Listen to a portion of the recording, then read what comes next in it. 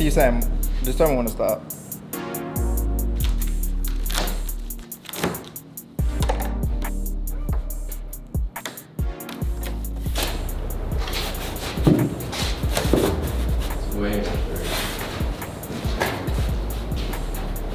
Yo, it's funny seeing you pick this up. Why, because it's so huge? Yeah. Welcome. Candid Cam. Candid Cam. Some game plan today. So, I mean, I know everyone can see it, but so I already, I matte cleared that mirror that we were looking at last episode. I mounted it on the passenger side, just for fun. Also, we got the, all the window trim pieces back from the powder coater. Nice and gloss black. And they'll stand up to, you know, some rock chips and stuff like that. We need to do a test to see how long. Track days. Yeah, that'll be the test. I'm like, we're not throwing rocks at my cars. Didn't chip. Let's see if it withstands. Yeah, so I mean, this is just kind of like half-ass bolted up here, but I wanted to see how the mirror looked on it, visibility on it. They're great.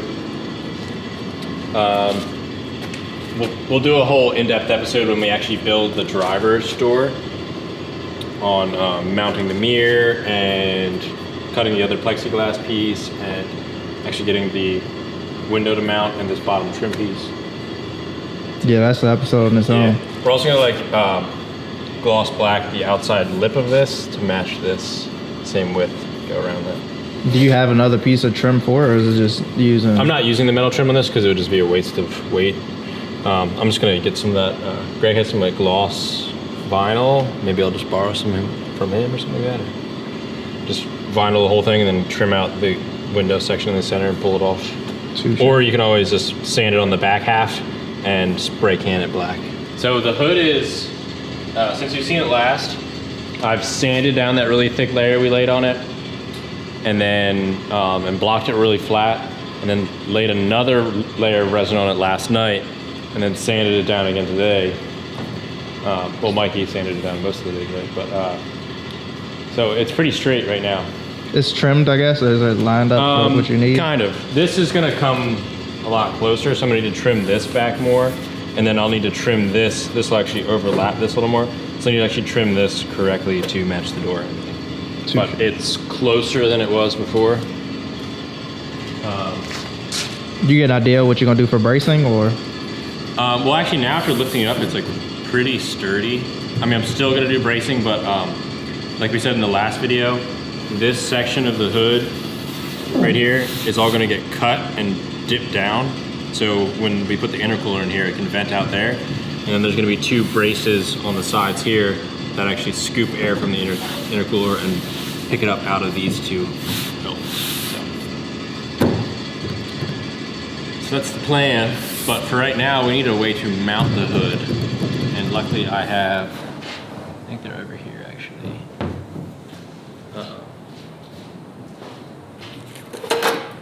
More quick latches. So these quick latches are a little bigger than the ones we used last time. These are actually for like hoods and stuff. So it goes in there. It can, and the nice thing is it can kind of go at an angle and stuff. So they go in there, snap. You gotta say your line, snap, crackle, pop. Yeah, and then you crackle while it's on there. So you snap it, crackle, and then you pop it off. But yeah, so this little collar right here, you obviously drill a hole the size of this collar and then slide it in there, and then this is basically the nut that holds it on there. What brand is this? Quick Latch. They're the original guys that actually made this. Some brands are trying to like copy it now, but these are a little more, but I'm definitely down with paying somebody that actually invented something a little more. You at least know it's gonna work how it's intended to work. True, yeah, and they've had the most R&D time and stuff like that.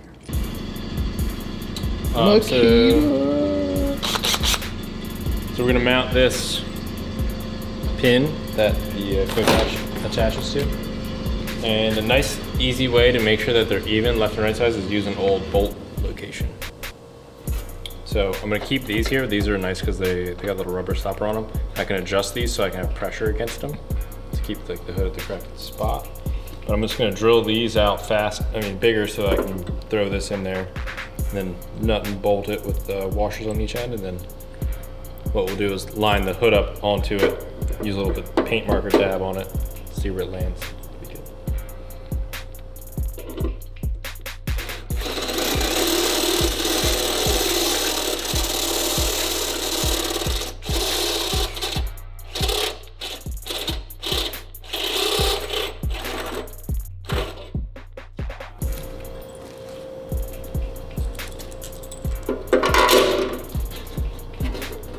I was just about to ask how you gonna get to the backside, but then again,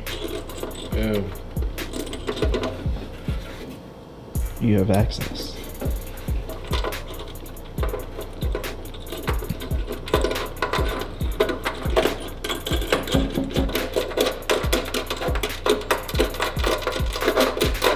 It's a long bolt.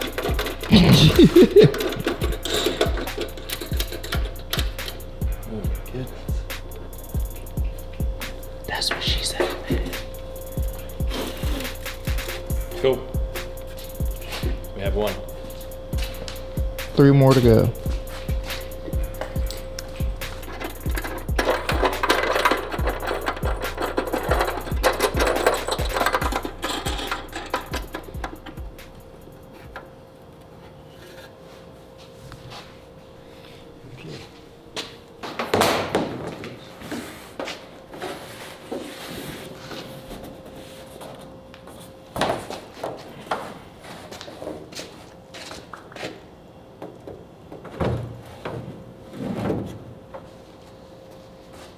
Obviously sitting too tall right now, but this will help me get I have a little mark here that marks each corner so I know when it's lined up. And then I have these extended like a little too high. So when it lays down, it'll lay on these first before hitting these. What I'm gonna do is use the paint marker, mark the top of this, set it down, make sure these are lined up, and then just tap it down once on each one. So it'll make one little dot. We'll pull it off, flip it over, drill a hole through it.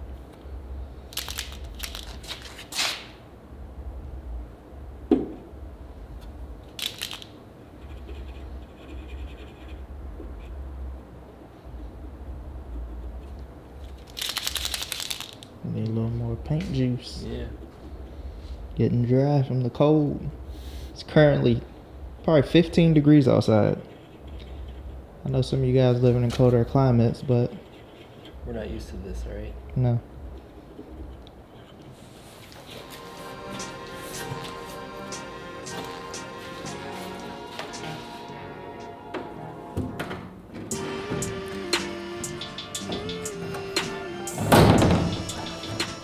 Cool.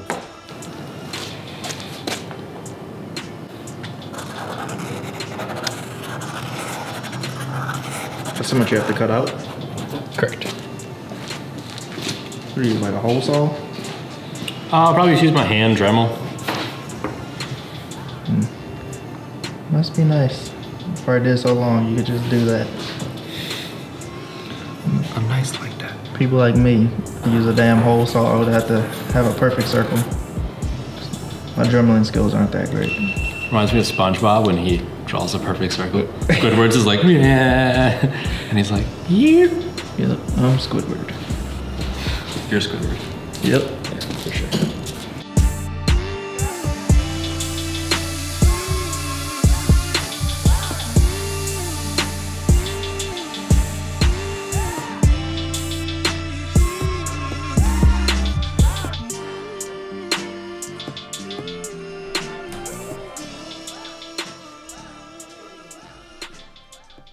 So before we trim this to fit perfectly, I want to make sure that the door is at the right angle, and right now it needs to twist like this a little bit. So I'm going to get in here and maybe have Xavier from the outside moving the actual door, and I'll be in here adjusting the hinges. It's the easiest way to do it. You can do it one-handed, like one person, and hold it and tighten it and do all that stuff, but it's annoying. Yeah. So we got 2 people. Crackle Pat, we're back. We're live, catching me Squeeze my way. Squeeze. Yeah, we gotta blow this out. I feel sketched out with these little metal shavings in here. Yeah, watch out.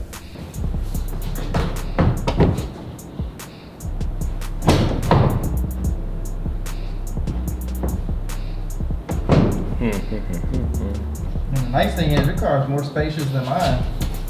Yeah, true. If we were doing this I in can only imagine trying to do this on an S2000. Oh my god, dude. Man, it don't help that you got these little bolts and these big ass holes too. Good old Datsun. Fresh out of Just gonna Japan. leave that one alone. Alright, can you do it right there? You said bottom first, right? Yes.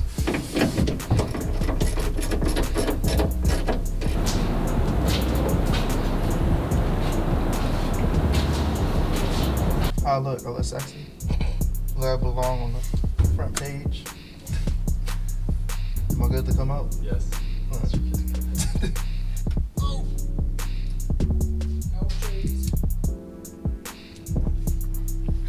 I mean, the cool thing is you got roll bars I can pick myself up with.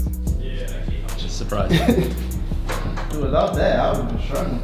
And that, guys, is how you tighten up. I didn't even know what camera to look in. The door on your 240 that you guys give such a hard time about. Oh man, look, the door's not lined up. Relax. We knew it all along.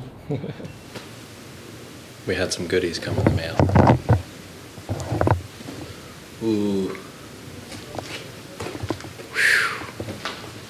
This is the intercooler core from Vibrant. I think it's like 11 inches deep by 22 inches by 4 inches. Should be plenty for what we're trying to do. This is gonna have to drop down a little bit. We might have to weld like a tab to this or like a pipe to this to make it higher. So it's gonna mount way lower, but it has to be at the correct height for the coolant to bleed. But this section of the intercooler will literally just turn, do a 90. We might do either a 90 silicone connector right to the throttle body or something like that. And then this side's just gonna V out to a coupler and then do some titanium stuff from here to the turbo, which is gonna be like right there. Then a downpipe from like right here, 90, go down that hole, come back out, 90 again, stay super tight to the chassis, sit right in between these two sections, then run down the door, cut off, and then it'll basically run out and kick out. Before we do any of that, I wanted to make sure that the core actually wasn't gonna hit, because these are my hood pins right here. It's really close. When I close the hood, it's like 5 millimeters of gap between these corners and the actual hood. But we're good. The next step is, before I clear this and everything, I'm gonna actually have to trim it perfectly and do some finish sanding around all the edges and stuff like that. But to do that, I have to have the doors fitting perfectly. The way you align a car in the body shop world is quarter panel's not moving anywhere, so there's nothing you can really do about that. You want to align your doors so it's got a really good door to quarter panel gap. Obviously you can't adjust the quarter panel, but you can adjust the door. Then you adjust the fender to that. I don't have a fender. My hood is my fender. So, well, I'll have a lower fender section, but whatever, don't matter. So I gotta make sure the doors are both perfect. This driver's door is pretty bang on. I gotta pull this bottom hinge out a little bit, but the passenger door needs a whole bunch of work. You saw Xavier and I messing with it, but I found out that I actually need to take these hinge sections right here and just kind of move them this way a little bit. So the door actually, so I can adjust it to the height I want and then actually have it sitting forward enough. So right now, if I'm at the height I really want, the door actually is too tight in the back corner. It's kind of hitting. So you gotta pull it, basically, I have to make it sit like this compared to where it is now. But to do that, I have to move that bottom hinge that way. One of the many benefits to having a super light door is you can take it off by yourself. You're like, I'd say 12 pounds. With the whole stock window trim piece and everything. So I just need to basically take these holes and just Dremel them a little farther forward. When I bought this car originally back in like 2009, the doors didn't fit for shit anyway, so it's a common Datsun problem. Old cars in general, it's all good. Okay, I'm liking where the door is sitting right now, so let's throw that hood on.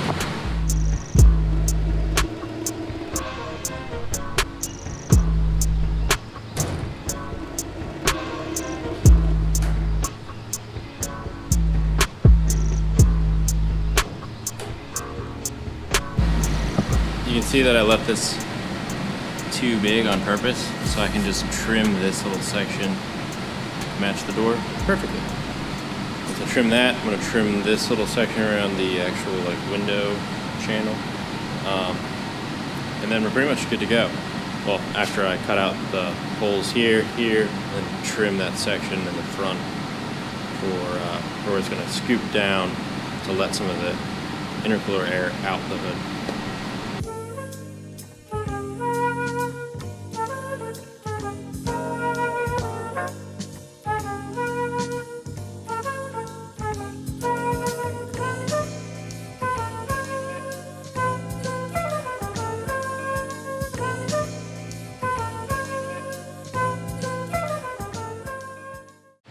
Okay, so this is probably fairly close to where I want it. We're gonna eventually build this inner section. There's a little piece in here that'll actually help keep the curve. Right now it's bowed out a little bit, but so it'll press it in more like that. Try gap starts looking a lot better. I'll show you the section on the stock fender section case technically, but this section right here, you can see the old panel actually started separating from it. I think there was like just one little spot weld there, but it popped. But so once I make this section right here, I can epoxy that to the correct curve. It'll be good. Okay, so what I'm gonna focus on next is cutting out this section to duct air out the hood. I use some fine line tape to get it to stick though. I gotta spray it down with some wax remover stuff, and then I'll cut from there.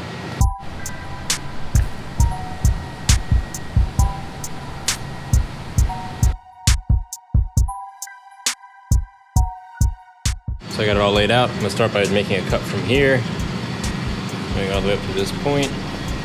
Then basically I'll dip this down. I'll have to cut off a section of it because as it curves down, it'll be too long and it'll start hitting the intercooler.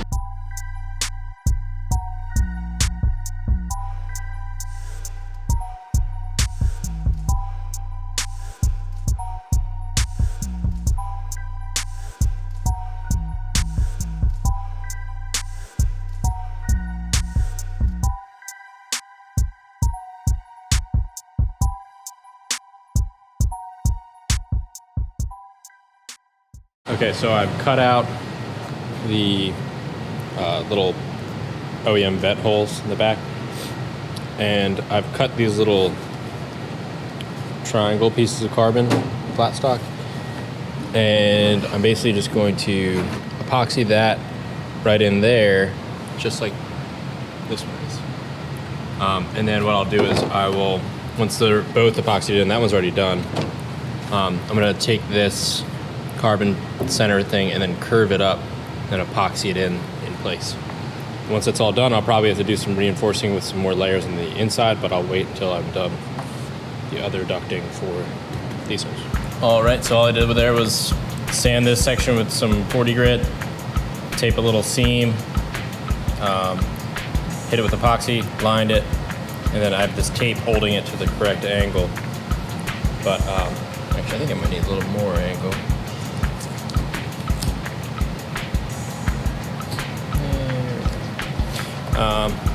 Doesn't really matter if it's a little out, because as soon as I bring this up, I'll actually pull both ends in. Since it's only like 2 layers of carbon thick, it's not too hard to just bend a little bit.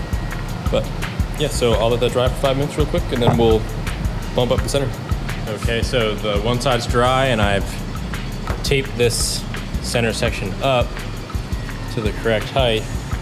Now I've got a little lip in here. I'm gonna do the exact same thing. Run some epoxy there, epoxy here, wait for it to dry 5 minutes, and the center scoop is pretty much done. I'll just have to flip it and grind this little outside edge.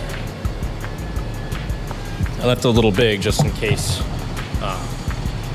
wasn't perfect, so I could just grind it at the end. This guy's super solid. I actually took the cap that I cut off here and flipped it upside down, because the intercooler actually only starts from here to there. So you would look straight down and you'd see the top of the radiator and like this, you see like this section, which didn't really look too good. And then it actually is not really great for airflow either. So that's cupped in now and it looks cool. Yeah, that's pretty much it for the center vent at least. I'll probably find something I can straighten that out with. But these sides right here are gonna come cup in and run along the very edge of the intercooler and vent out as well. So both of these guys right here. So that should be plenty of air to come in straight through into the radiator. Obviously this will all be ducted. There's gonna be the oil cooler there. So it'll go into the radiator, curve up with the little curved box we're gonna make, and then it'll go straight through the intercooler and then up and out.